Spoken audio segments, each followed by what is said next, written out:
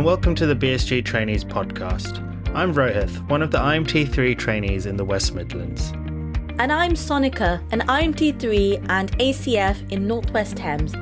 In this episode, we are bringing you the second half of our top tips for new registrars.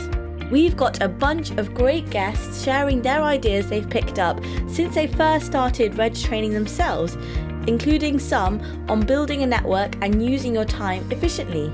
So let's get into the interviews, kicking off with one of our own BSG Trainee Section representatives, Dr. Yazan Haddadin.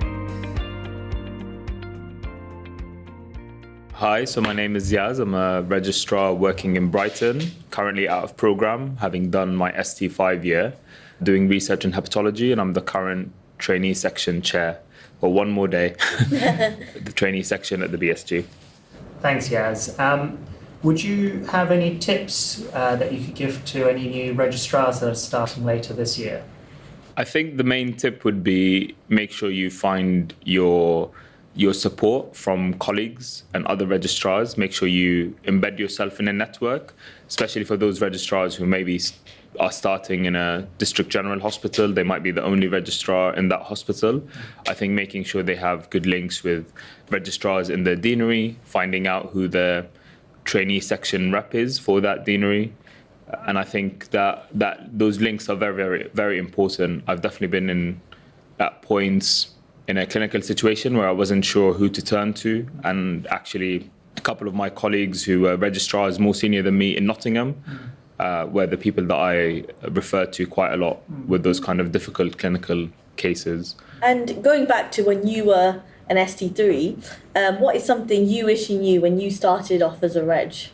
I think knowing who my regional rep is for both the BSG trainee section and the SAC.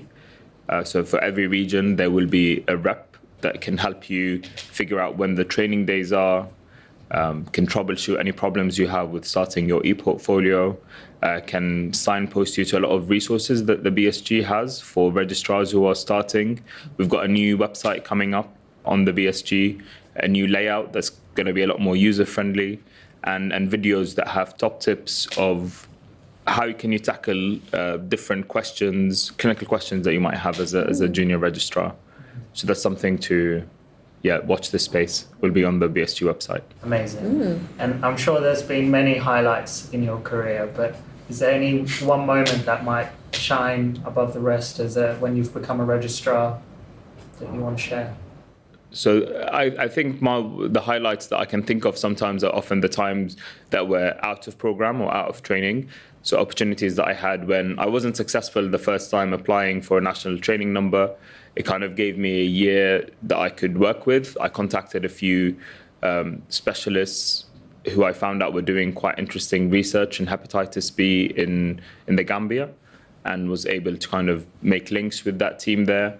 I was able to go to the Gambia for 3 months and work with a team who was local. So a Gambian doctor who's based at Imperial College was doing research into health-related quality of life of patients with hepatitis B, which is an area that there's not much evidence base for it in sub-Saharan Africa. So worked on a project for 3 months to try and plug that data gap. And actually that time with a team that was mostly working in hepatology made me discover my subspecialty interest in hepatology, and actually some experience in how to run a trial, what's involved in research, and taking that on when I applied for my out of program now, following my ST5.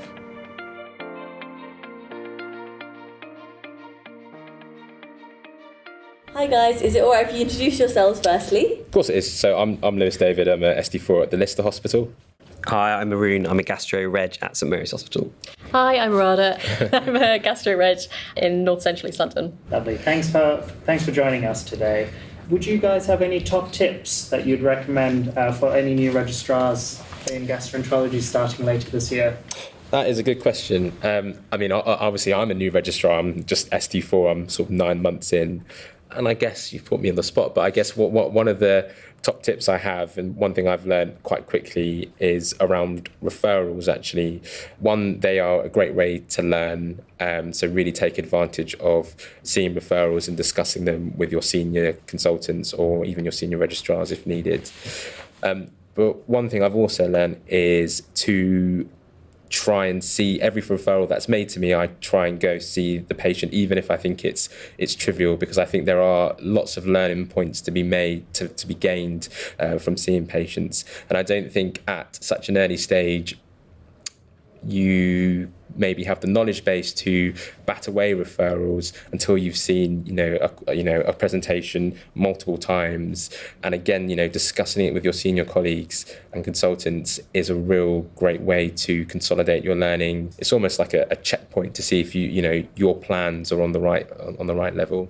I would go a bit further on that and say, you're right, like batting away is not the name of the game, and no one learns anything and everyone feels dissatisfied.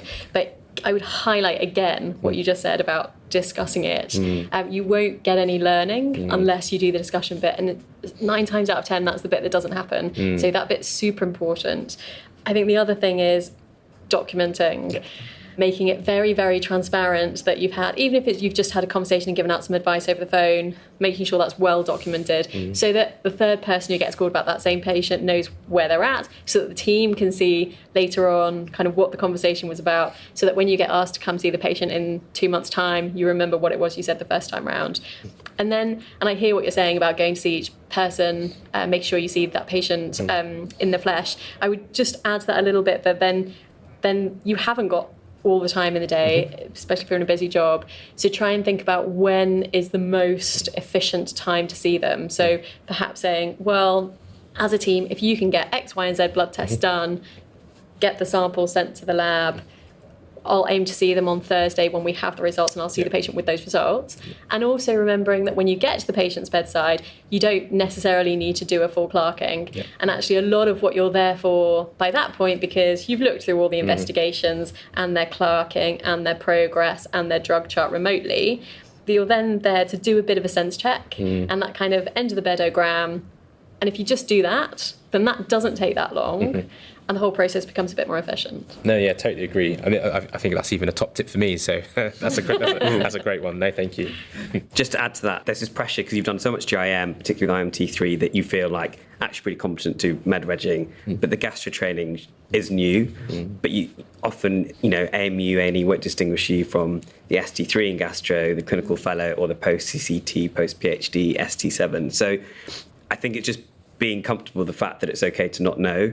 Really lean on senior regs if you're lucky enough to work with one, or consultants who are friendly.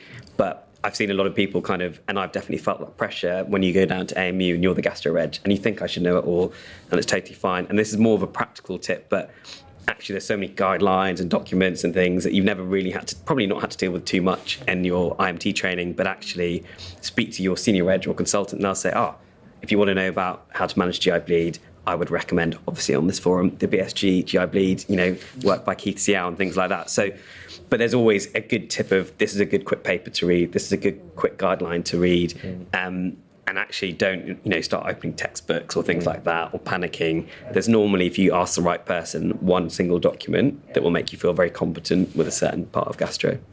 Is there anything all three of you wish you knew when you started as a reg? And I'm putting you all on the spot now. A bit more gastro would have been. Everything. We were actually just talking about this before we started hitting the record button just now, and we were saying, the opportunities to get someone to sit in with you doing clinic, because this is really the first time you're going to do a huge bulk of independent clinics, trying to get someone to sit in with you and just give you a bit of feedback on how you approach even just 1 or 2 patients. If you can beg a consultant to do that, there is enormous benefit to that. Or if you can just sit in on 1 or 2 clinics somewhere in the course of your first year, I think there's enormous benefit, particularly if you're going to watch someone who you respect as kind of a seasoned communicator. That's enormously beneficial.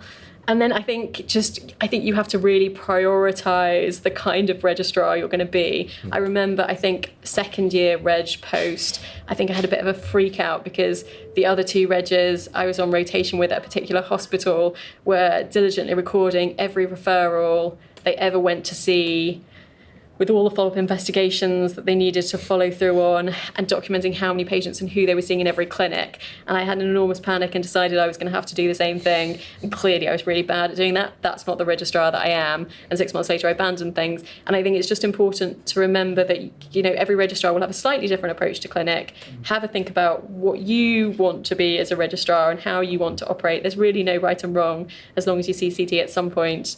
So yeah, just have a think about what kind of reg you want to be, and prioritise things a bit, because you don't have time to do it all. I would say with clinics that's another thing that probably is underestimated as one of the hardest things to kind of master in gastro, because even though you do some clinics and IMT and things, it's actually really hard. So I guess really specific things that I learnt probably a bit late is, one, never dictate your letters like a week later, try and do it at the time. And the other thing I'd say is, actually in your early clinics, have a look at the patients before, because it's much easier to ask your consultants before a clinic, you know, what should I do in this situation, than wait outside their door with a patient looking a bit stressed in your room. So they're very practical tips, but I think could potentially save you a lot of time and stress in clinic. And just I'm kind of leading on to that, with gastroenterology, so many different aspects. You've got your endoscopy training, your clinics, and also you have to balance your portfolio and the exam and everything. What kind of tips would you give for like work-life balance or balancing all of this? I think with the portfolio, I've sort of learnt the hard way actually in this regard, is get it done early and be proactive on it. Don't leave it for the last minute. But I think that's probably been the motto throughout our training. But obviously it gets harder the higher up you get, because you're doing extra things. So we're doing endoscopy, we're doing clinics, you're trying to do extra work, you might be doing research. So yeah, it's to be proactive definitely with those things is a big thing. I would say endoscopy training is probably a big stress, particularly with new curriculum. People worry about that a lot. There's not any quick solutions, but I'd say tips are, you know, if you can work really in an organised way and work closely with your colleagues, and, you know, don't be that person who just goes off and does your own list. If you work well together, you can maximise your endoscopy training. You know, there'll be people training in different things at different times, OGDs, colons, and if you can foster a really good relationship with your colleagues, you can really maximise your endoscopy training. I think endoscopy is something that causes a lot of anxiety, and I completely agree with everything you said, but I would also say don't panic about it unless you've got a strong vibe that you are definitely a career endoscopist, in which case, you know, it's clearly got to be your number one priority. Don't panic too much. Actually, I think although people may be achieving competencies like late into ST7, almost everyone, I imagine, gets there in the end. And if it's any reassurance, I'm now obviously doing, well, my plan is advanced endoscopy, and by the end of my first year as a registrar, I'd done 37 OGDs in total. So you do get the opportunities that come around, and you have to accept jobs that you're not going to scope in that job because you're doing loads of, you know, advanced liver. So don't panic. There will be a rotation where you'll be able to make up for it. Yeah, definitely. Thank you. And just a little bit of fun before we head off. Any memorable highlights in your career in gastroenterology that you want to share? I think the moment I realised kind of gastro was a home for me, I think lots of consultants talk about, finding your tribe, and a gastro, I think, has a strong sense of, you know, what a gastroenterologist is and like the phenotype they are and who we are as a tribe. And I think it's a strong one. And I think, you know, once you realise that you've found a little home, that's a really lovely feeling. I think, kind of similarly, I remember being in IMT, CMT, whatever it was then, and having a reg that I really looked up to. It was like very inspirational, and she took us out for dinner and gave us loads of advice, and, you know, and then it's nice to get on the other side of it and then do the same for someone else. So I think that was nice coming around. Yes, pass down the baton. Yes. Like, I think it's something that's really, really tragically dying out, and I think as gastroenterologists we should be at the forefront of making sure, you know, the notion of taking your GI juniors out for drinks the night after, the day after your night shift finishes. You know, we need to uphold some traditions. I worry slightly that they're fading away. So be the person that passes on that kind of friendly team baton. No, I agree. And actually, Arun, he knows this, or probably maybe doesn't know, but he actually passed the baton down to me. I was his SHO, 4 years ago in a small DGH in London, and it's probably then that I really made my decision to pursue a career in gastroenterology. So and now I'm doing a podcast with him. So full circle. It's all great. And now I'm going to pass it on to someone else. So yeah, really good points. Thank you guys so much for joining us. Cool. Thank you. Thank you. Thank you. A massive thanks to all our guests today for sharing those great stories with us. And thanks to you, the listener, for joining us on this episode. And if you missed our first episode of Registrar Training Tips, you can find that in our podcast feed. The BSG Trainees podcast is available on all streaming platforms, including Apple and Spotify, where you can subscribe to us there to hear our previous and future episodes. So until next month, goodbye and take care. Bye-bye.